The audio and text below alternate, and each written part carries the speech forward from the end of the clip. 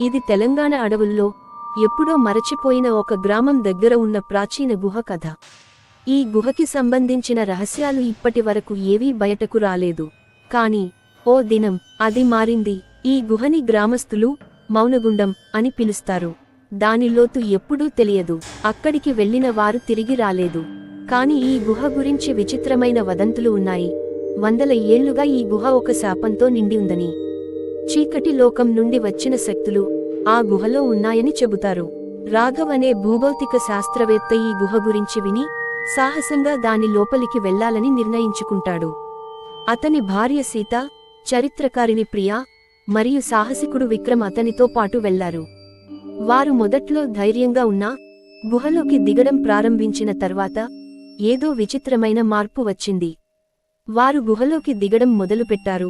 కాని లోతుగా వెళ్లిన కొద్దీ గాలి చల్లగా, భయంకరంగా మారింది. రేడియోలో విచిత్రమైన శబ్దాలు వినిపించాయి. అవి ఒక పాతకాలపు తెలుగులో మాట్లాడుతున్నట్లుగా అనిపించింది. ఒక్కసారిగా విక్రమ్ ఒక వెలుగు చూస్తాడు. ఆ వెలుగు సన్నగా, గుండ్రంగా కదులుతూ వారి దగ్గరకు వస్తుంది. అది ఒక వ్యక్తి కాదు, అది ఒక ఆకారం లేని చీకటి. అది మనిషి ఆకారంలో లేదు, కాని దాని చీకటి వేళ్లు వారిని లాక్కునేందుకు వచ్చాయి. విక్రమ్ భయంతో పారిపోవడానికి ప్రయత్నిస్తాడు. కాని పతనం అతన్ని ఆపుతుంది. అతను విపరీతంగా అరుస్తూ చీకటిలోకి పడిపోతాడు. మరియు దాని తర్వాత ఒక నిశ్శబ్దం వచ్చింది. అతను ఇక ఎప్పటికీ కనిపించలేదు. విక్రమ్ అంతమైపోయిన తర్వాత ప్రియా ఒక విచిత్రమైన భాషలో మాట్లాడడం ప్రారంభించింది. ఆమె మాటలు గాఢం అయ్యాయి. ఆమె శరీరం గాలిలో తేలుతుంది. ఆ ప్రదేశం తమను విడిచి పెట్టదని ఆమె చెప్పింది. దాన్ని చంపడం అసాధ్యమని భయంకరమైన నినాదాలు వినిపించాయి. రాఘవ్, సీత ఎట్టకేలకు పైకి ఎక్కడానికి ప్రయత్నిస్తారు. కాని ఆత్మ వారికి అడ్డుగా వస్తుంది. చివరికి గుహ ద్వారం దగ్గరకు చేరినప్పుడు సీతను చీకటికి లాక్కుంటుంది.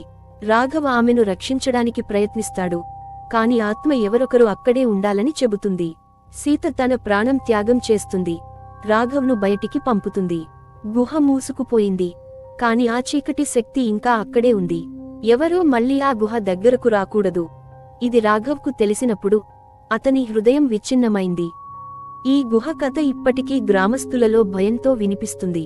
ఆ గుహను ఎప్పటికీ చూడకండి, ఎందుకంటే అది కేవలం ఒక గుహ కాదు. అది చీకటి లోకం కోసం తెరచిన ద్వారం.